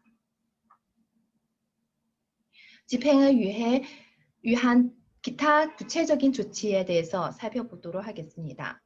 재산 전이를 시도하고 명의하에 재산 없는 피집행인에 대하여 신용불량 피집행자로 분리할 수 있습니다. 신용불량 피집행자의 예금, 수익, 주식, 차량, 미수금, 토지, 부동산 등에 대하여 강제 집행이 가능합니다. 피집행자의 행위를 금지 또는 제한할 수 있습니다. 예를 들면 출입국 금지, 신용불량 피집행자의 고속도로 사용 금지, 운전면허증 연간 검사 제한, 고급 소비 제한 등을 진행할 수 있습니다. 그리고 제3자 상업 신용조회기관의 인터넷을 통한 연납 신용징계권을 위임할 수 있습니다. 그리고 중국 정부에서는 신용불량 피집행자의 정보를 인터넷 사이트, 모바일 매체, 실외 매체 등을 통해 공개할 수 있습니다. 또한 공안부는 인민법원을 협조하여 피집행자의 정보를 조회하고 출국을 제한하며 차량을 조사하고 행방불명의 피집행자를 찾습니다. 그리고 6개월마다 재산을 한 번씩 조회하도록 하는 것입니다. 마지막으로 채무를 갚을 능력이 있으면서도 갚지 않은 채무자에게는 형사 책임까지 추궁할 수 있습니다. 다음으로는 기업의 부채 출자 전환에 대하여 보겠습니다. 기업의 재산으로 채무를 상환하지 못한 상황이 나타났을 때 집행자로서의 채권자는 회사에 대한 채권은 지분으로 전환하는 방식으로 리스크를 관리하고 상환 불가 문제 해결을 시도할 수도 있습니다. 회사 등록 자본금 등기 관련 규정에 따르면 효력을 발생한 외국 판정 승인 집행 판결문을 가지고 기업 부채 출자 전환을 진행할 수 있습니다. 다음 페이지로 넘어가겠습니다. 그리고 마지막으로 기업 파산 신청 및 채권 신고입니다. 파산 위기에 처한 일부 피집행인은 돈을 계속 빌려 쓰려고 자발적으로 파산 신청을 하지 않을 수도 있습니다. 이는 사회적 자원을 낭비할 뿐만 아니라 집행인의 합법적인 권리를 해칠 수도 있습니다. 따라서 채무자가 만기가 된 채무 갚지 못하는 경우 채권자도 인민법원에 채무자에 대한 회생 또는 파산 청산 신청을 할 수 있습니다. 따라서 집행인은 피집행인에 대하여 파산 신청을 진행할 수도 있습니다. 그리고 마지막으로 만약에 피집행인은 이미 파산 상태인 경우는 집행인은 중국의 중화인민공화국 기업파산법에 따라 채권을 신고할 수 있습니다. 채권 신고를 할 때 외국 중재 판정 성의 및 집행 판결문, 적법하고 유효한 신문 전면 등을 제출합니다. 제 발표는 이상으로 마치도록 하겠습니다. 외국 판정 성의 및 집행에 대하여 질문 사항 있으시면 언제든지 저에게 연락 주시기를 바랍니다. 저의 위챗 QR 코드하고 카톡 QR 코드는 다음과 같습니다. 감사합니다.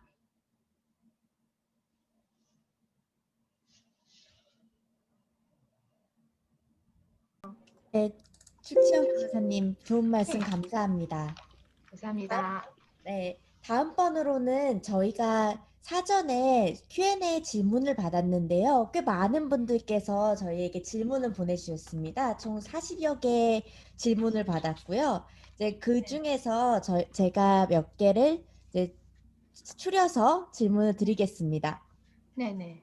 感谢朱律师，因为我们提前收集了你们的问题，然后我们已经收到了40多个问题，然后我会筛选几个问题向各位律师和我们的全部长提问。首先，我想向朱老师问一下，有一个参与者问老师，在跟韩中贸易，就是他们签韩中贸易合同时，需不需要签中文的合同？和签中文合同和英文合同在法律解释上会不会有区别？축 변호사님께 먼저 이제 질문을 드리겠습니다. 한국과 중국의 무역상의 업체 계약 시 중문으로 계약을 체결하는 것이 좋을지, 그리고 중문과 영문 계약 간의 법률 해석상 차이가 있는지 여쭤보셨습니다. 안녕하세요. 질문 감사드립니다.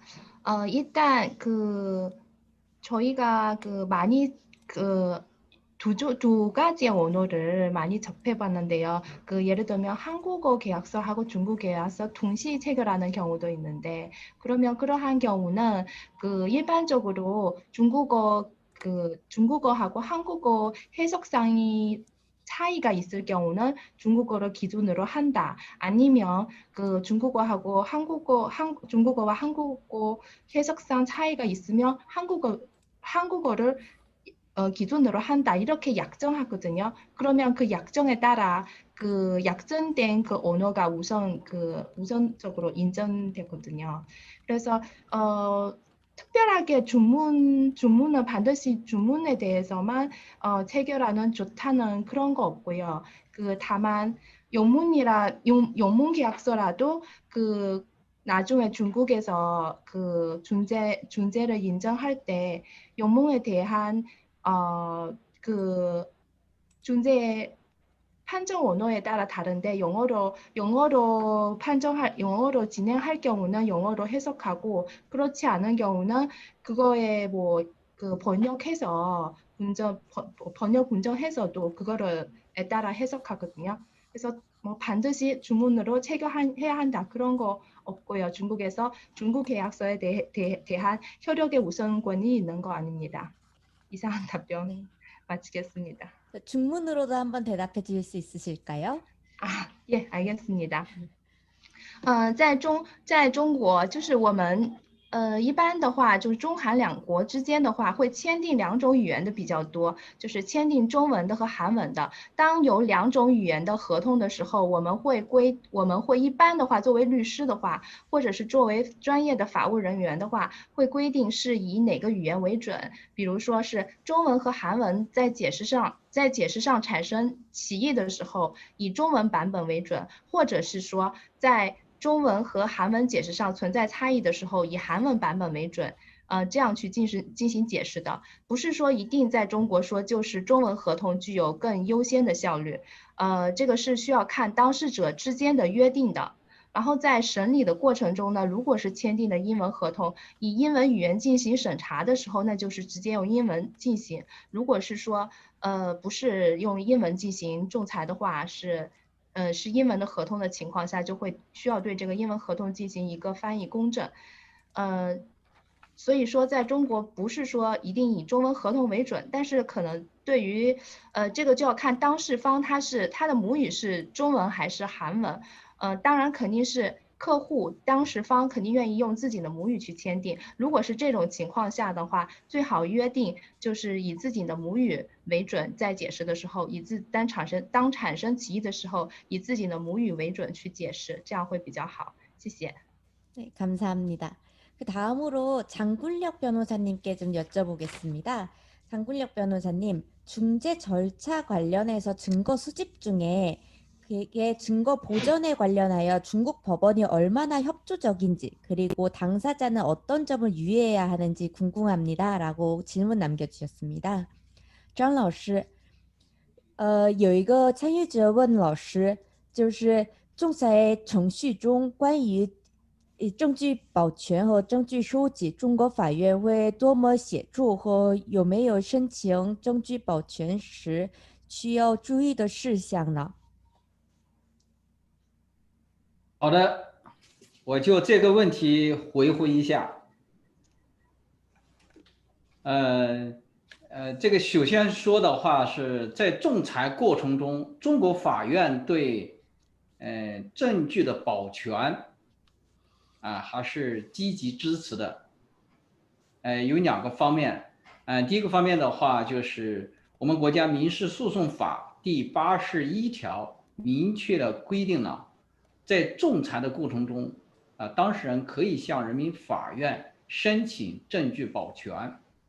那么法律赋予了当事人这样一个申请的权利，只要他依法申请，就会得到法院的支持。这是第一个方面的。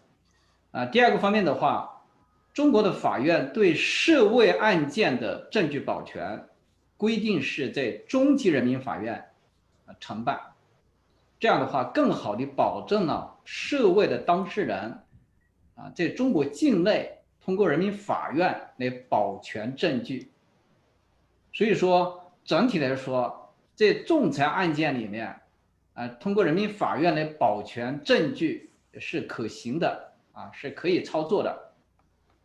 这是这个问题的前半部分。后半部分的话说，如果申请证据保全要注意哪些地方注意哪些事项，我想有5点要注意5个方面5个方面的事情要注意。第一个方面的注意的话，就是我们在仲裁的过程中申请保全，最好是要通过仲裁委员会向人民法院递送你的保全的相关的申请书及其他的材料。这样的话，便于人民法院全面审理审查你的材料，也便于人民法院和仲裁机构进行对接。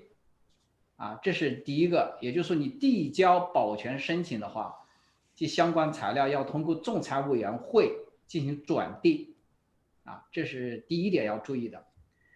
第二点要注意的话，就是说你申请的法院，你申请仲裁委员会向哪一个法院来递交这个材料是有明确规定的。也就是说，只能向证据所在地的人民法院，或者是被申请人所在地的人民法院。所以说你要注意这个管辖的人民法院的管辖的问题。这是第二点。第三点的话，在我们国内申请证据保全在仲裁过程中申请证据保全，一般是要求提供担保应该提供，一般要提供担保这是第三点。第四点的话，你申请证据保全，你这个证据一定是要非常的明确和具体。也就是说，你要告诉人民法院你保全的是一份什么样的证据，它证据的线索具体情况你应该向法院做出说明。第五点的话，向人民法院申请保全证据的话，还是要确实有必要有必要的时候你才能够申请。这样的话，人民法院才能够支持你的这个申请。就注意这5个方面。好的，我就回答到这里，谢谢。 感谢张老师. 장인 변호사님께서 이렇게 대답을 해주셨습니다. 우선 중재 과정 중 중국 법원의 증거 보전 절차에 대해서는 중국 법원은 매우 적극적으로 지지한다고 합니다. 첫 번째로 이는 민사소송법 81조에 명시적으로 규정되어 있기 때문인데요. 중재 과정 중 증거 보전 신청은 법원이 이를 지지할 수 있기 때문에 법원은 매우 그 조항을 잘 활용한다고 합니다. 그리고 두 번째로는 섭외 중재, 즉 외국과 관련된 중재에서는 그러한 중재는 모두 중국 인민법원이 관리를 하게 됩니다. 그렇기 때문에 일반 이제 지방 인민법원보다는 중국 인민법원에서 이제 어떠한 증거 보전의 명령을 내렸을 때 중국 국내에서 증거 보전의 이제 가행력, 즉 그러니까 행사할 수 있는 힘이 훨씬 더 높다고 판단됩니다. 주의사항으로는 5가지 내용을 주셨는데요. 첫 번째로는 이제 중재 과정 중에 만약에 이런 증거 보전을 신청한다. 그러면은 중재위원회를 통해서 중재위원회 이름으로 제출하는 것이 가장 좋다고 합니다. 그랬을 때 법원의 심리 허가 통과 확률이 매우 높다고 하고요. 두 번째로는 신청한 법원의 관할을 잘 따져봐야 한다고 하십니다. 즉 증거의 소재지 또는 피신청인의 소재지 법원에다가 신청을 해야지 그 외의 법원에 신청을 할 경우 법원에서는 이를 거부할 확률이 높다고 하십니다. 세 번째로는 내가 증거를 신청을 할 때 그에 대한 담보를 제출 요구할 수도 있다는 거고요. 네 번째로는 그 자신들이 그 증거 보전을 신청하는 그 증거에 대해 명확하고 구체적으로 명시해야 한다고 합니다. 마지막으로 5번째는 그러한 증거 보전이 확실히 필요할 때만 증거 보전을 신청하는 것이 좋다고 합니다. 감사합니다. 그리고 다음으로 권 팀장님께 여쭤보겠습니다. 저희가 중재 판정 집행을 위해서 어느 지역에서 다음번은 죄송합니다. 중국 그리고 한중 사이에 발생하는 중국 중재 사건의 효율적인 해결을 방해하는 법률적인 요인이 어떤 것이 있는지 여쭤보네요. 下面是向全部长提问的，是在中韩两国解决就是有效率的解决仲裁纠纷时，有没有阻碍的法律性要素呢？ 네, 감사합니다.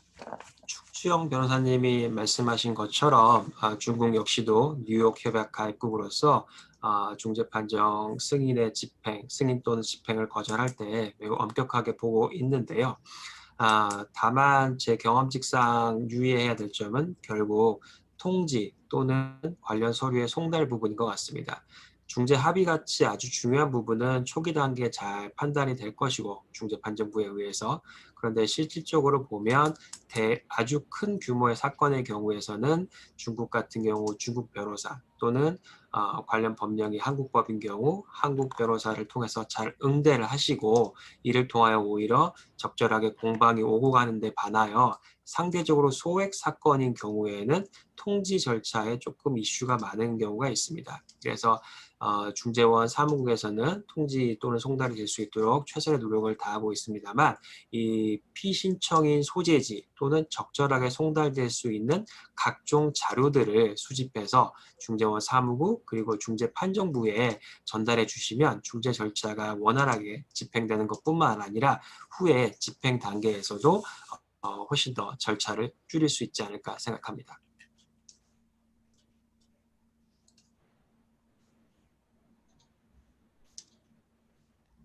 이 부분은 맹 변호사님께서 통역해 주실 예정입니다.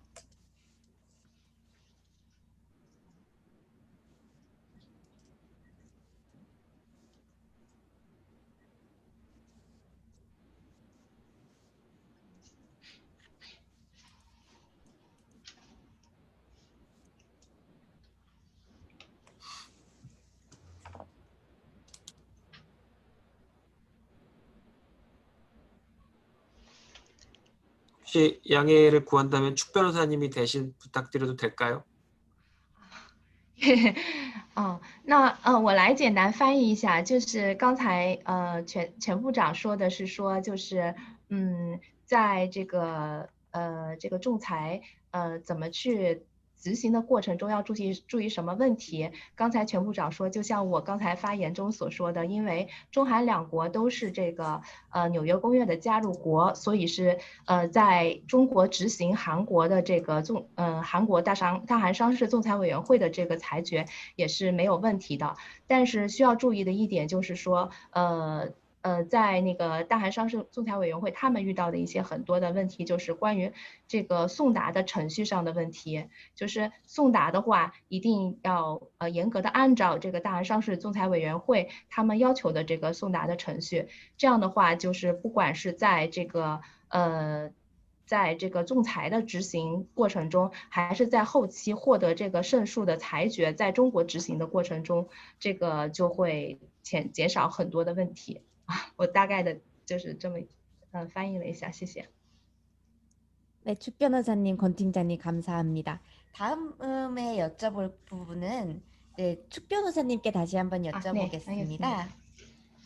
그래서 중국에서 중국의 지방 정부와 토지 문제로 소송 중에 있습니다. 중국에서도 민간 기업이 아닌 정부와의 중재도 가능한지요? 하고 여쭤보셨습니다.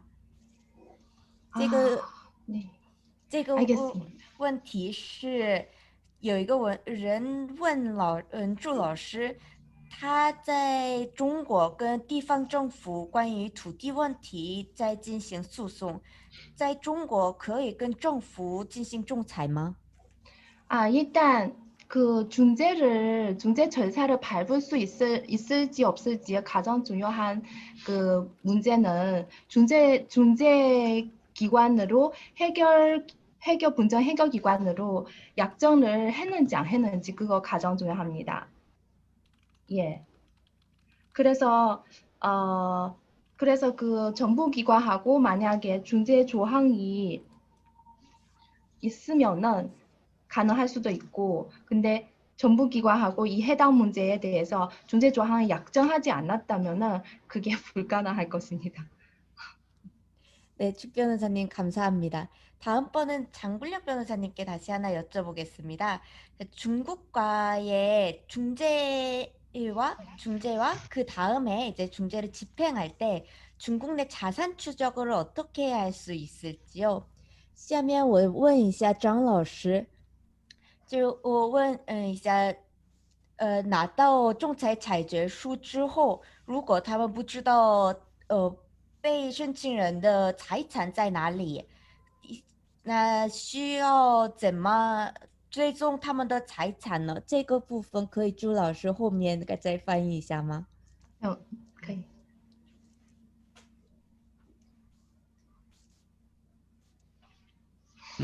好，要么我先回答。好，张老师，请。好的，好。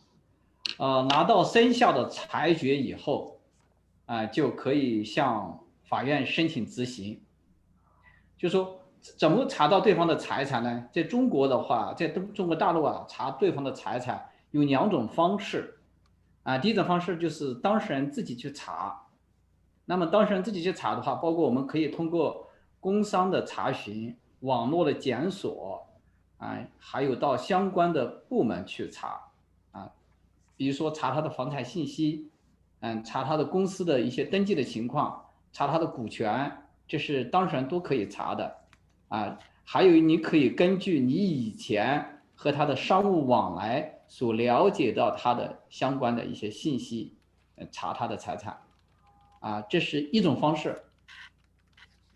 另外还有一种方式，刚才说的很重要的方式，也就是我们取得生效裁决以后，我们向人民法院申请执行，法院执行的过程中，法院就可以去查询被执行人的财产。法院查询被执行人的财产非常的相对来说比当事人要方便很多，包括查他的银行的存款账号，还有他的不动产的登记的信息，这个所以说我就申请人民法院查询被执行人的财产，人民法院也会主动去查询被执行人的财产。好的，我就回答这些。这个请朱律师，如果有其他的话，请朱律师、朱主任补充好吗？好，谢谢。 제가 일단 장 변호사님 말씀하신 내용을 통역하겠습니다. 그 혈요 발생한 판결문을 받은 후에 두 가지 방식이 있는데 자산을 찾는데 첫 번째 방식은 당사자가 스스로 찾는 것입니다. 당사자가 중국의 공산국 그 홈페이지 있거든요. 공산 등기 정보를 통해서 찾을 수 있고, 그리고 관련 부서에 가서 부동산 정보를 찾을 수 있고, 그리고 지분에 관한 그 정보, 그리고 기존의 거래 왕래에 따라 관련 재산 정보를 찾을 수 있는데요. 그리고 두 번째 방식은 법원에서 그 자산을 피집행인의 자산을 찾는 것입니다. 집행인은 법원에 신청해서 법원에 그 피집행인의 재산을 찾도록 할 수도 있고, 법원은 자동으로 자기 스스로 그 피집행인의 재산을 찾을 수도 있습니다. 그러면 법원에서 찾는 거는 그 당사자 스스로 찾는 것보다 훨씬 수월할 수 있습니다. 법원은 그 피집행인의 은행 계좌 그 확인을 할 수 있고 부동산 정보를 또 확인할 수 있습니다. 예, 이상입니다. 네, 감사합니다. 다음 번으로 권 팀장님께 여쭤보겠습니다. 지금 저희 Q&A에 지금 막 올라온 질문인데요. 이제 한국과 중국 기업 사이에 이제 이러한 중재를 하게 된다면은 전문가 이제 검증 또는 관련된 이제 정보를 얻는 것, 그리고 이제 언어 장벽 등 때문에 좀 어려움을 겪게 될 수 있는데, 이런 것들이 중재의 질을 선택하는데 어떤 영향을 끼칠 수 있을까요? 下面是刚刚从实时提问的一个问题，是在韩中两个企业的仲裁程序中，会有一些专家证人或者是搜集信息、语言障碍等会有一些阻碍的因素，这些因素会不会影响到我们选择仲裁地的后续工作？ 네, 감사합니다. 장군혁 변호사님께서 잘 말씀해 주신 것처럼 증거 이슈가 매우 중요한데요. 사실 증거를 어떻게 확보하느냐, 특히나 중재 절차에서 확보하느냐의 문제는 두 가지인 것 같습니다. 하나는 당사자들의 합의와 중재판정부의 지시에 따라서 중재 절차에서 잘 획득하는 것, 또는 법원의 조력을 받아야 하는 것, 두 가지일 것 같습니다. 국제 중재 절차에서는 통상적으로 다큐멘트 프로덕션, 그 영미법에서 쓰이는 디스커버리보다는 조금 더 완화된 내지는 시간이 좀 덜 들리는 다큐멘트 프로덕션 제도가 광범위하게 사용되고 있는데, 이러한 다큐멘트 프로덕션 제도에 대한 충분한 이해를 중재판정부가 가지고 있는 것이 중요할 것 같고, 말씀드린 것처럼 그 증거에 대한 그 증거 조사에 대한 협조를 받아야 된다고 하면 결국에는 그 증거 조사에 대한 협조를 요청할 법원이 얼마나 중재 친화적인지가 중요할 것 같습니다. 제 경험칙상으로는 아무래도 국제중재 사건 내지는 중재 사건의 집행 등을 자주 접해본 법원이 그렇지 못한 곳보다는 훨씬 더 중재 친화적이라는 느낌을 받았고요. 언어 같은 경우는 잘 아시는 것처럼 당사자 간의 합의가 우선하고, 이러한 합의가 없으면 통상 중재판정부가 결정을 합니다. 따라서 중재판정부가 당사자 간의 합의 또는 본인의 지시를 바탕으로 얼마나 효율적으로 진행하느냐의 문제이기 때문에 사실 중재 언어 부분은 초기에 많이 결정되는 부분이 있습니다. 다만 중재 절차 중에서 왕왕 제기되는 것이 이제 통역에 대한 부분인데요. 실질적으로 이 법률 분야 그리고 복잡한 쟁점에 대한 통역을 원활하게 구하기가 어려운 경우도 있습니다. 따라서 통역 수급에 대한 문제도 아주 중요한 문제는 아니지만 부차적인 문제로서 고민해 보셔야 될 것 같습니다. 이상입니다. 朱老师可以给我们讲一下吗？那我简单的翻译一下，就是关于这个证据方面的话，刚才那个张群丽律师也讲了，是有2种情况。第一种就是说是这个当事人之间的合议和仲裁员之间的这个商量，还有就是就是从法院呢得到帮助。然后就是关于这个法院在哪种程度上可以协助这个当事人进行这个证据的收集的话，这个得看这个法院本身。就是如果是说他接触这个仲裁案件比较多的法院的话，他对这方面他会比较友善，然后他会比较愿意协助。但是呢，不经常接触这个仲裁案件的法院的话，他在这方面他就会没有那么去努力去协助去做这个事情。关于这个语言方面的话，刚才那个全部长说到了，这个很多是在最早期的时候，在约定这个仲裁条款的时候，很多就已经定下来了。在初期的话，就定下来这个仲裁语言方面的问题。然后在实际的这个审查阶段的话，除了这个仲裁语言方面的话，还有这个同传，这个同传也是非常重要的，因为这个法律这个术语比较难，这个同传它是否能够准确的流利的表达的话，也非常影响这个案件的结果。所以呢，除了这个仲裁语言，然后找到合适的这个同传是另外一个这个需要比较注意的这个附属性的问题。 네, 주 변호사님, 권 팀장님 모두 감사드립니다. 이제 오늘은 시간상으로 고려를 해야 돼서 여기까지 하고요. 혹시 다른 더 질문이 있으시다면은 저희 중재원 이메일로 연락을 주시면은 저희가 최대한 답변 드리도록 하겠습니다. 因为今天有时间限，答疑这个部分要到此结束。如果后续还有问题，可以将您的问题发到我们仲裁员的邮箱，或者可以在我们 PPT 上有的朱老师或者张老师的邮箱发一下，我们尽量回答您的问题。 네. 자, 그러면은 장 변호사님, 축 변호사님, 그리고 권 팀장님 모두 수고 많으셨습니다. 감사합니다. 谢谢朱老师、张老师和全部长为我们给这么精彩的一个演讲，谢谢大家， 참여자분들 모두 감사드립니다. 再见，好，拜拜。见。